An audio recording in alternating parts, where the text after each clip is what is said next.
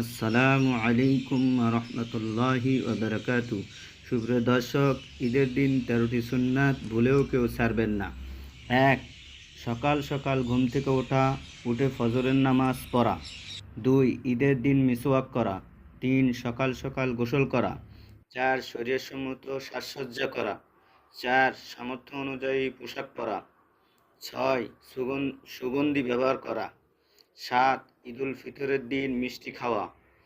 ঈদুল আজহার দিন কিছু না খাওয়া।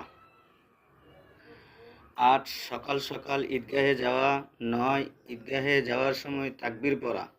আল্লাহু আকবার, আল্লাহু আকবার, লা ইলাহা ইল্লাল্লাহু, আল্লাহু আকবার, আল্লাহু আকবার, লিল্লাহিল হামদ। এই তাকবীর। ঈদের দিন নামাজ জামাতে আদায় করা। 11. এক রাস্তা দিয়ে যাওয়া, অন্য রাস্তা দিয়ে আসা। 12. পায়ে হেঁটে ঈদগাহে যাওয়া। 13. তাকবীর উচ্চ স্বরে আওয়াজ করে পড়া।